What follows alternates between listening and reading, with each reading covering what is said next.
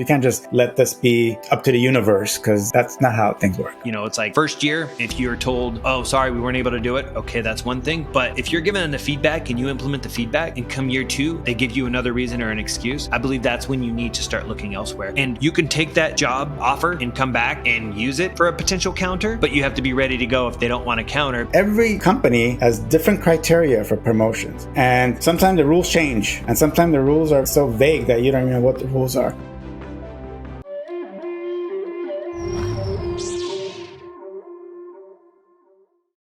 Welcome to episode 3 of This is the Way with Artin and Michael. And yes, the name is in reference to exactly what you think it is. We wanted to launch this podcast to share our experience, insights, and knowledge around career growth, side projects and ventures, and entrepreneurship, and hopefully help show the way for others who are in the same shoes we were 10, 15, maybe even 20 years ago. And maybe consider us as your Jedi to guide you in your path. So today we want to focus on how to best set yourself up for promotion. Especially if you're early or in mid-career. This way you can set yourself up to climb to the C-suite if that's what you desire, or if you want to make more money to fund a side project to eventually get out of the rat race. So it's, the advice will help you in both. Now, obviously I definitely have an opinion on this, but since I've been talking a little bit, I'm going to say, Mike, why don't you kick it off and talk about promotions and kind of how to increase your odds? Awesome. Sounds good. First, I will say, this is the way. This is the way. So as we've been trying to figure out a name for a little while here, we I think it's important to just reference that we didn't have a name, but we got started anyway. And want to say that because it's obviously always easy for anybody to stop to try to make sure everything's perfect before, you start actually moving forward. And good thing we got started because, man, there's been so many, learnings along the way, even with something that sounds so straightforward. So, but yes, one thing that I think is important to clarify when it comes to promotions in general is that a big mistake a lot of people make is they ask for the promotion before they're standing out as a sort of top performer. And one of the things that I talk a lot with my clients around is the idea that, there's most companies leverage what's called the vitality curve or some sort of version of that, which is basically this idea that, in a company, there is approximately 70% that are considered sort of average in the middle. I hate to say it, but some people would call them the worker bees. Then you have the 20% that's considered these sort of top performers. And then you have the 10% that usually companies are trying to move along and get out of that particular role or company in general. You definitely want to be in that category, but it's actually really dangerous to be in that 70% as well, because that 70% sometimes gives people this sort of falsehood that they're actually doing well in their careers. And Art, I think, you'll remember back the approach that Disney had taken was they had this idea of, you were leading the way, moving ahead. I think it was right on track, falling behind. I don't know if there was anything below falling behind. No, I think they stopped at falling behind. Okay. So all companies have some version of this. Granted, some companies instead will have different approaches where they have peer reviews and other ways that feedback and stuff comes in. But in the end, when it comes for the conversation, people are going to meet in a room together and they're going to basically say, how is this person performing? And almost everybody always squeezes themselves into moving ahead right before that leading the way. But the reality is not everybody could be there. And 90% of people believe that they are a top performer. And when that's of managers, at least. When you get to executives, it's nearly 96% think they are.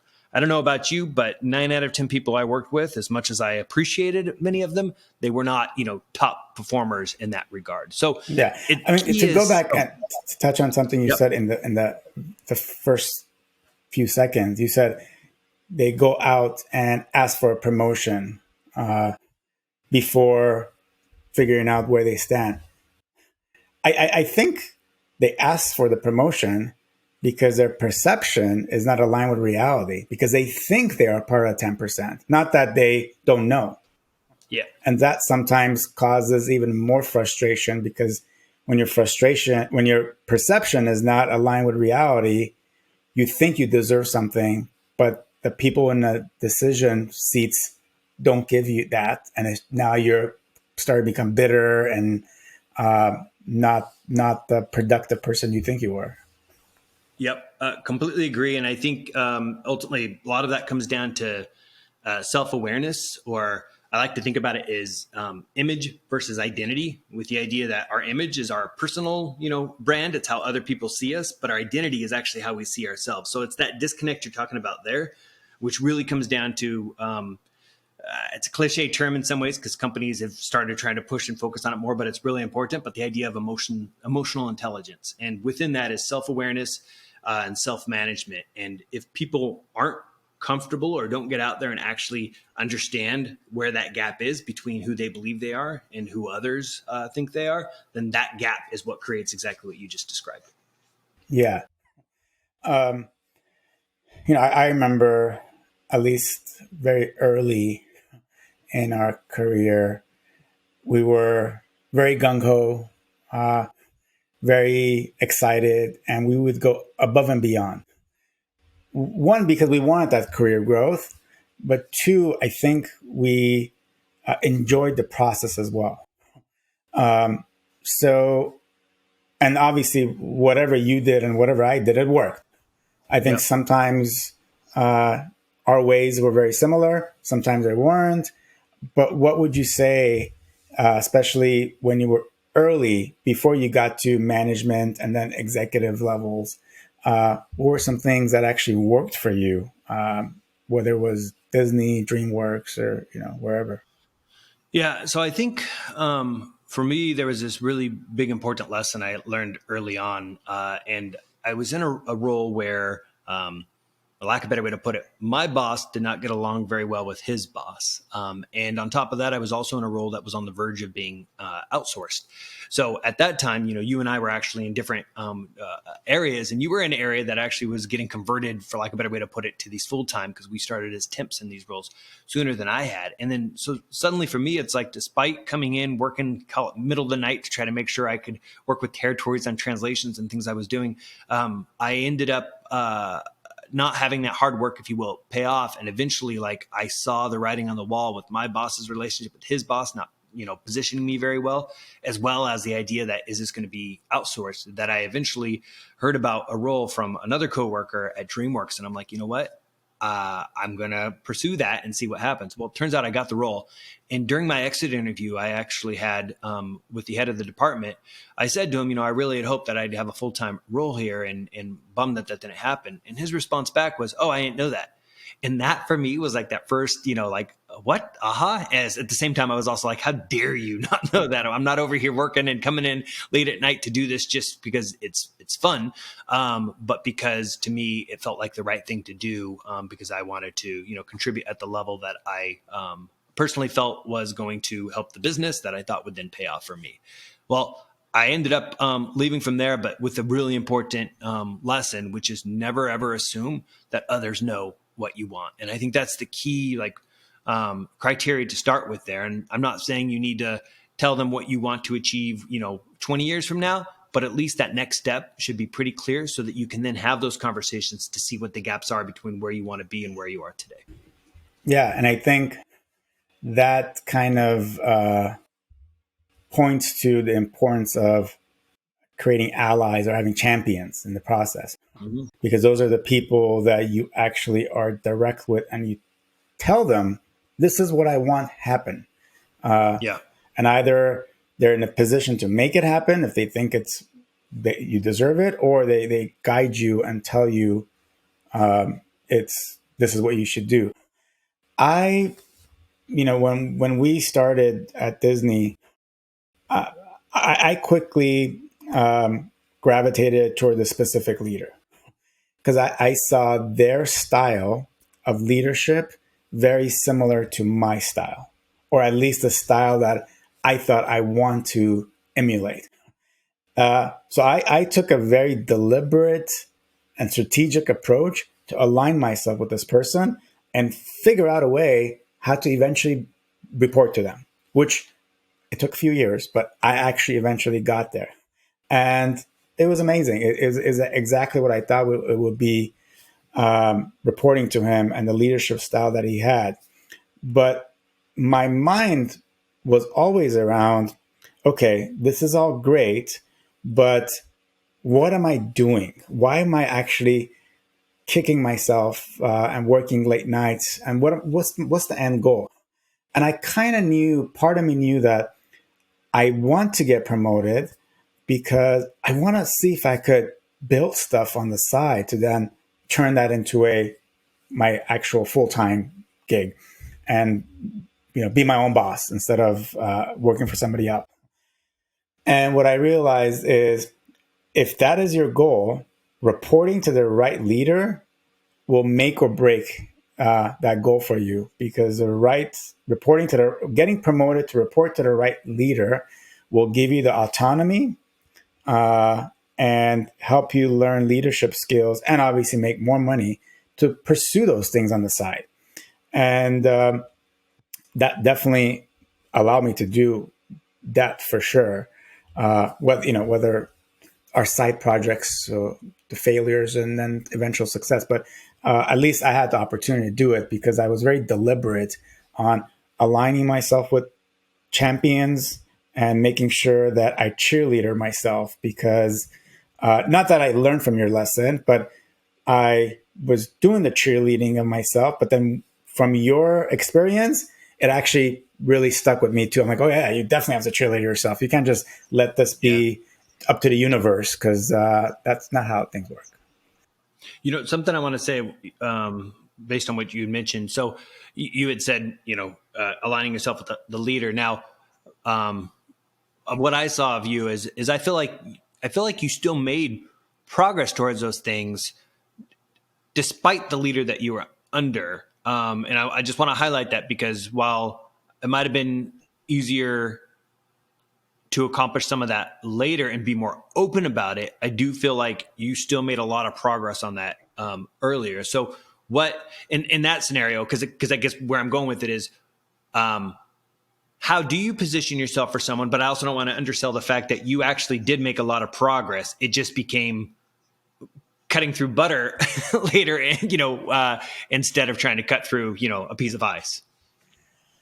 I would say that one of the benefits of getting promoted is you're automatically put in leadership positions and how to manage people.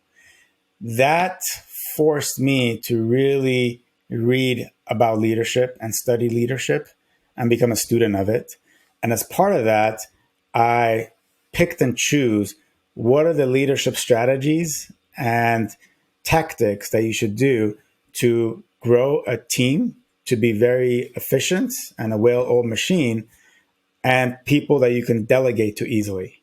So then, no matter who I'm reporting to, I don't have to take on the burden of everything. I have a strong team that I can delegate to free up my time, so I don't take work with me at home and weekends.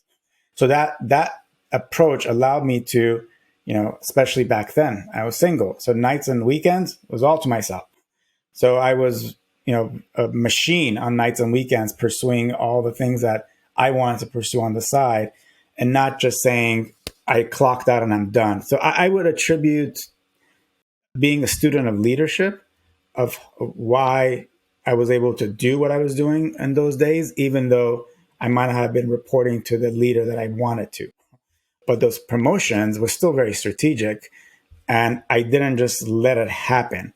I was very deliberate on, okay, if I do X, Y, and Z, it should help me. And one of the things that I followed as a philosophy was pick one problem and solve it.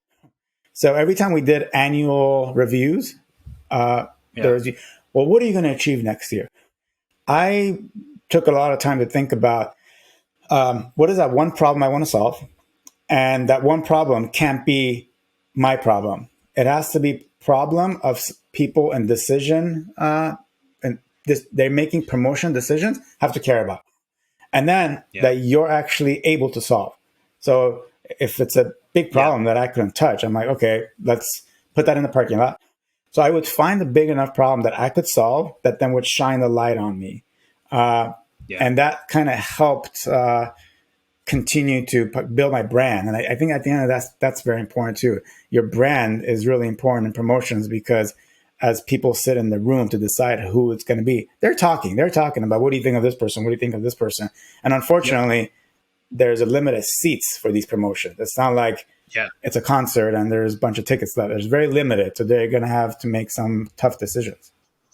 And I think so. You said a couple of things that I think are really important. One of those is the value that you bring, because I think a lot of individuals get really frustrated, and I think again it's that difference between what I was describing between those who are in that the top percentage. I mentioned the 20% before, but I actually believe you aim for the 10%, because otherwise, if you aim for the 20, well then pretty soon you've fallen into that 25 moving ahead. We said like you want to aim to be in the 10%, and in doing so, the 10% they know and they look at projects similar to what you just described. Like, what are these high value projects that are within your reach, but that are going to make an impact, which also allow you to grow your skills, expand your network.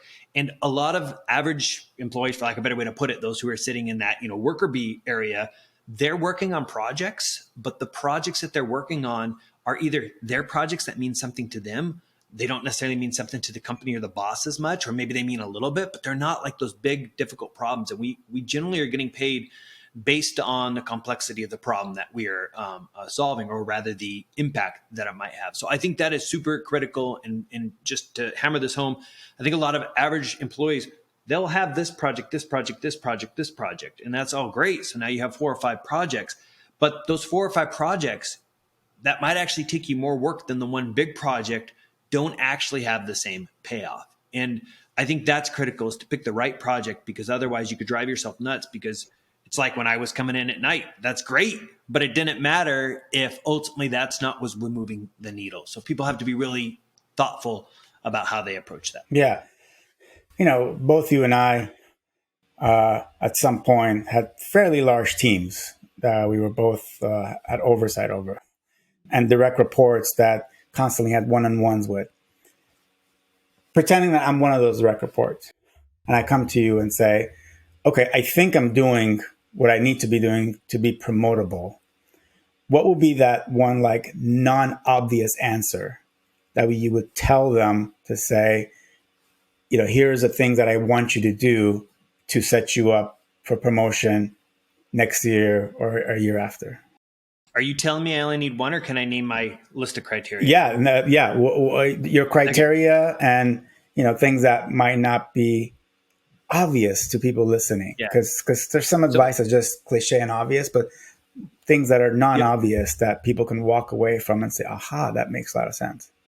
Yeah. Okay. I'll attempt here, even though what I'm mentioning, we could probably double click in, but I want to keep it high level, because these are the things that I coach, my clients or mentees around. And because to me, these are the most critical areas. And for each person, sometimes they excel in one of these, and sometimes this gives them the sort of roadmap of the areas they need to focus on. So the first one alludes to some of what we were saying earlier when you were talking about, us understanding,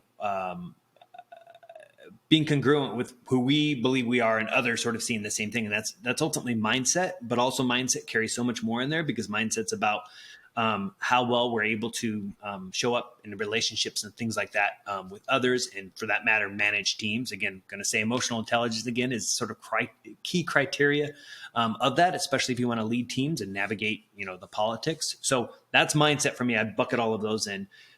Second for me is like, just the idea of the long-term aspirations. Like, a lot of times people aren't sure what that is. And when we don't, it's kind of like going to the gym and not actually knowing what you want to achieve. Great. You might get on the elliptical and you might do your, exercise there for a while. But if your goal was to grow muscles, then that's the wrong approach to go. So I think having those aspirations, because then that really lets you hone it in and say, okay, if in 10 years I want to be doing this, then in 5 years it should be this. And now in 1 year, this is what I need to achieve. This is my next level role I'm targeting.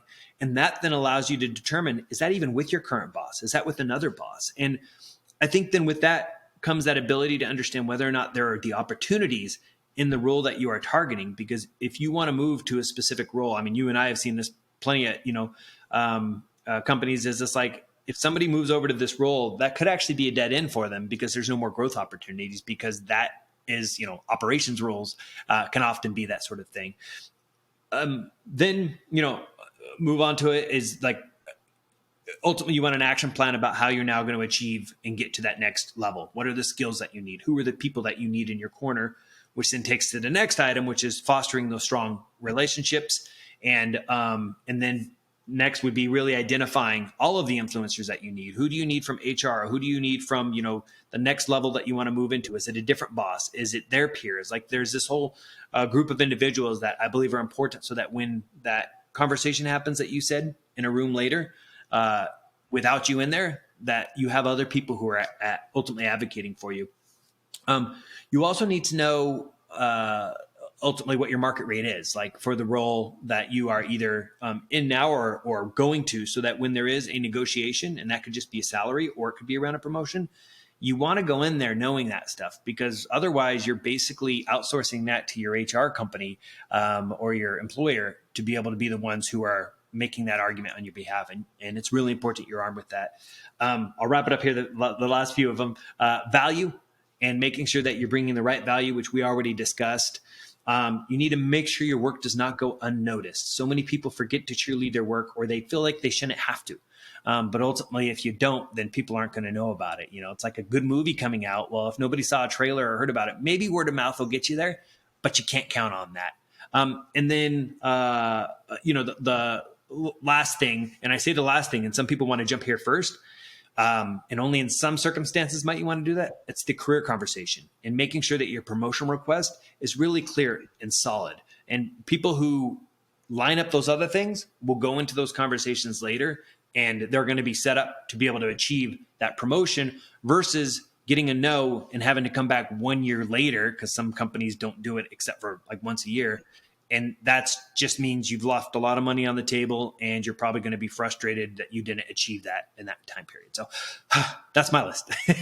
Yeah, and I would say that it's pretty aligned with my approach, and something that I developed over the years, because either people that reported to me or people that wanted some coaching from me or mentorship, I had to put this down on paper of how I approached it. So I ended up calling it the batch system.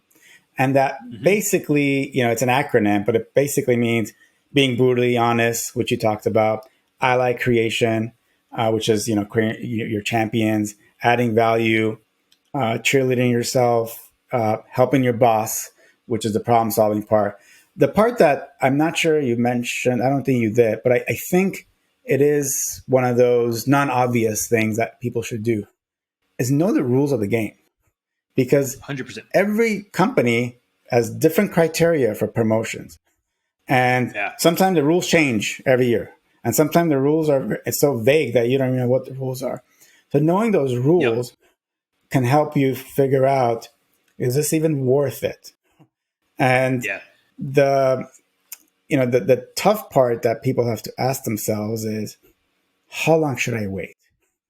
And what would you tell people if they're waiting 3 years, 4 years, they think they should get promoted and it's not happening? What should they do?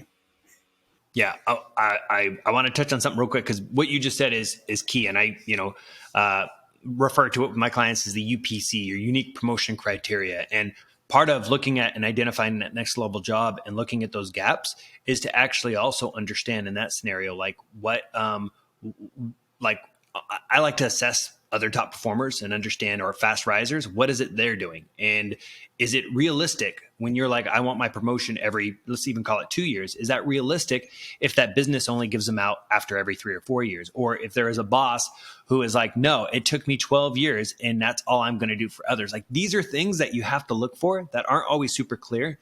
I think a lot of those can come out of the conversations that you do have, but you're 100% right. You need to be able to identify those patterns so that you can play the game appropriately. Otherwise, it's like showing up for Battleship with dice. It doesn't, work out so well. So sorry, I wanted to say that. And in doing so, what was your question that you were asking?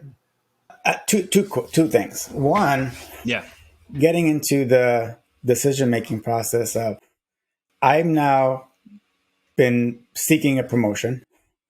I was told, no, here's what you should do. Year one. Again, oh, sorry, it's not happening. And here's what you should do. Oh, year three, this is what you should do. What should that person do? Is patience the right thing? Is jumping ship the right thing? Like, what should somebody do if it's just not happening for them?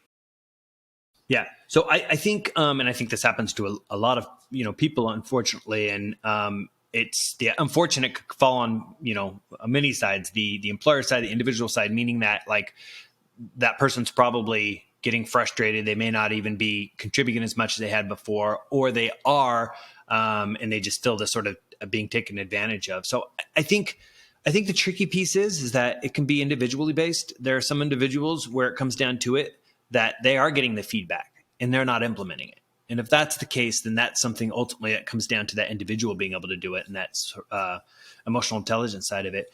I think in other cases, it could be the employer, like in essence, dragging somebody along. They don't want to have to backfill that role, but maybe they didn't get the actual approval to do the promotion. And, you and I think, have been fortunate for maybe it wasn't all of it. I think sometimes you and I even know that we got the runaround in different ways, despite the success that we've had.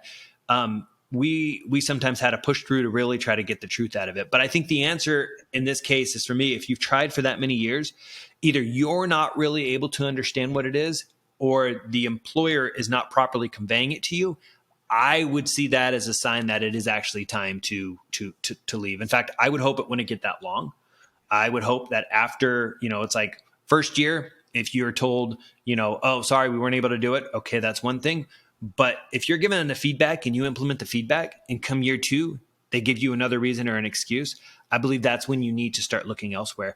And you can take that job offer and come back and use it for a potential counter, but you have to be ready to go if they don't want to counter, because then you may get the real truth between, how they felt, and that maybe they were just happy to keep you in that worker bee mentality when you were trying to ultimately break forth into that top performer category.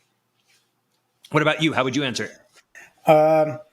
It's complex because obviously it's very individual, as you mentioned. Whether you have family or not comes into play. Where you are financially comes into play. At the end of the day, if you try to even out the playing field and take some of those external elements out, I agree with you. Yeah. I think you need to at least think about what a change would look like. The reality is, though, that change brings a lot of fear and anxiety for people. So then they get kind of comfortable in that role because they rather have the comfort versus face the fear of the change that might come from pursuing the thing. And my God, I'm going to go somewhere else. And what if that's worse than now here? And that's why the advice is, very individual. But as a whole, yeah, I think you should at least start looking to see what else is out there and not have like blinders on, face down, and think that there are no options, because there are options. And, for us, both of us were in our mid 40s. We were executives and promoted several times before we were 20 years old. So we saw a lot of quick success early on. And some of that was during the Great Recession. So I want, even though right now when we're recording this podcast, it's all talks of recession, that shouldn't stop somebody, because things still happen. It's not that just all of these stops and promotions go away. So you should look and explore options. And if you decide not to commit to option, great, but don't have blinders on. That's kind of what I would say to somebody that's starting to feel a little disgruntled and not happy. Because at the end of the day, if you're not happy, then that's going to impact a lot of aspects of your life. And that's not healthy at all. Yes. Yeah. A couple of things that you said there, like, I think to be able to make the actual decision about what is right for you, there's obviously the phase or the chapter or whatever somebody's in their life. I think, as you mentioned, there could be things around kids or others that influence that. But I would say this is where, like, I try to have my, mentees do what I call the horizon framework, which is really trying to look out at your long-term, because then to me, that becomes your decision criteria. So when I was talking about working backwards before, you know what you want to do 10, 20 years out. Well, then at 5 years, this is where you should be. And at 1 year, this is where you should be. So that when you are in that situation, you can try to remove, I know there's always going to be the emotions, the fears and those, but it's like, well, this is what I expect to be and what I want to do by this time. And if this employer is not going to allow me to do that, am I willing to compromise and give them one more year because that's going to set me back? Or do I want to continue to move forward? It's like you almost got to look at the different paths and see what those outcomes are. But I do think that that's where there is value in people having a sense of where they want to be long term, because otherwise we can get comfortable and we could sit there. And eventually I feel like that, what is it, chicken, rooster, whatever, comes home to roost, because you can start feeling really burned out after a while. And I hate it when I see that, and when it takes people 3 or 4 years to realize that, because I see those 3 or 4 years as the lost, opportunity that might be behind. Yeah, for sure. So, Sorry, one more thing on that recession piece that you had said though too. So I think that's another important thing for people to consider, and especially whether we go into one or not. But there's I think a mentality that you and I often had is, even in a recession, we didn't, like, people were, I don't know, putting their safety belts on, preparing for the worst. And I think if anything, I don't know that doubling down is the right way to do it, but I think we saw it as, okay, well, this is where the value we bring is even more heightened. And I think you and I were always able to position ourselves and our teams really well, because we were the teams who were figuring out ways to make space to be able to take on more of this work. But it wasn't necessarily by having people, work longer hours per se. It was really a matter of, let's automate, that streamline, that's, systematize this sort of thing. And I think that's the other key thing, because where some people seek safety and others are basically looking at it as the opportunity. And I think that's an important invisible script that people have to be aware of when they do start being worried. And as long as you're constantly looking at how you can add tremendous value, I think that's critical. And even that person who might be in that role where they were stuck there for, call it 2-3 years, well, maybe 4 years, whatever it is, what I really hope is that they were picking up some crazy skills and leveraging that role for what they could when they were in it. Because ultimately, when you leave, that job is behind you, but the skills that you have and what you could take with you, those will go anywhere. And there was a post recently on LinkedIn that I appreciated that was talking about how, in the end, it's like we get to take all of the skills and everything that we learn with us. People sometimes think about our career related to whoever that company is. But no, the reality is it's you. You are a brand, like you said earlier. How are you going to take your brand to that next level? yeah, people, going back to change and fear, some people get so absorbed with their identity being tied to the identity of the company or that brand, Yeah. that not not being able to say publicly that I work for Apple, I work for Google, some of these big brands, just as a big ego hit, and that stops them Yep. from growth, because they like, that is more important to me. And that might be true for some people, but for me, at the end of the day, when I think about 90-year-old and all that, none of that matters. No one's gonna kind of clap for you. So, oh, you worked at Google, unless unless you were the founders of Google and big executives there that make some Yeah. major impact. Your mid-level executives, not really. Yeah. No, and here's the other key thing with that is, by the time somebody hits that point, I forget what the number is for how many companies actually last for even 60 years. But the reality is that company might not even be in existence. Then, like, there's a graveyard of companies. So if you put all of your sort of I don't know, reputation value in that, in the end, somebody might not, at one point somebody might be like, you're a photographer, you work for Kodak, how cool is that? Well, where's Kodak today?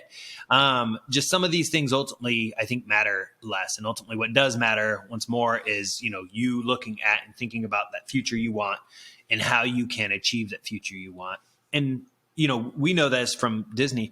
Disney knew that they could pay people less than some of the competitors because of that brand, because people put so much emphasis in exactly what you had said. And look, I'm not going to say to somebody, don't tie that up if that is something you take a lot of pride in, to each their own. But I, looking at it now and looking at the number of years that, somebody can give a company, but it's so easy for the company to then say, okay, see you later. You've been, laid off. I just hate to put all of that in my one basket. That's why I'm always trying to think about how we position ourselves for the, future. Yeah, totally.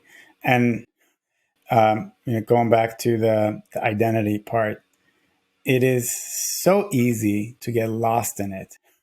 And then sometimes, like, truly have this depression moments hit you when that identity is broken.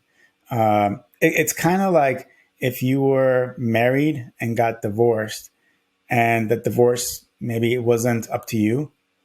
That Yeah. identity of now you being not a wife and not a husband is a big hit. Leaving when you tie up your identity to a brand, similar things happen. And tying this back to this topic of how to best set yourself up for promotion.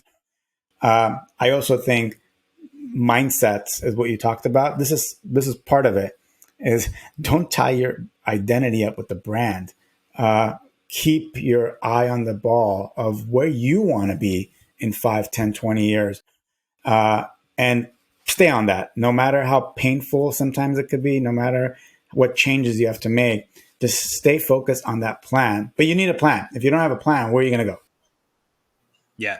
Back to what you were saying on the fear side of things. Like, I want to admit, it's like, it doesn't mean that you nor I never felt fear. Now, what was good is that we had, the relationships that we developed. Part of what, was saying before is fostering those relationships, that we generally did have these rapports where our bosses were pretty open with us. Not always, but usually we did have that rapport. And if not from them, we had these other influencers who would also help out and give us certain information that we were looking for, which really helped then. And that gave us even greater confidence when we were in these times of questionable, layoffs. I mean, Disney goes through layoffs every, 2 years, I Right think on now. average, but like, yeah, no, exactly. Going through another one now. And with that, it's like, it doesn't mean that, like, for me, the fear that I ever had, that just actually kept me driving and pushing to be one step ahead. So I think it's how you dance with that fear that ultimately becomes, whether or not it's controlling you or whether or not you are doing the waltz with it. And I think it's really important for people to also, consider, because it's going to be there. And I don't want it sounding like you or I were never worried at all. Oh no, we had. It's just we turned that fear into an ally and made sure that it was trying to keep up with us instead of us trying to keep up with it. Maybe something like that. Yeah, for sure. We've probably had many, many conversations around fear and feeling anxious and what we should do and coach each other out of it. So I don't think anybody is immune to that.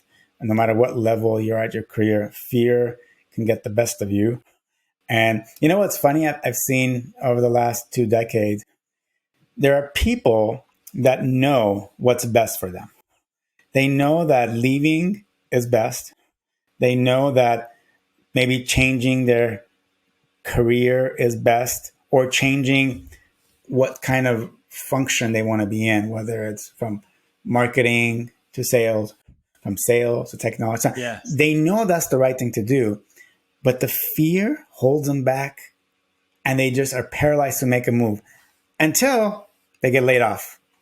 Then it's Yeah. like, okay, well, somebody just automatically said you should not have a fear. And what I've seen throughout the years, whether it was me personally, had to take the bad news of a layoff to somebody in my team or not, they all went off and did big things because they were no longer paralyzed by the fear.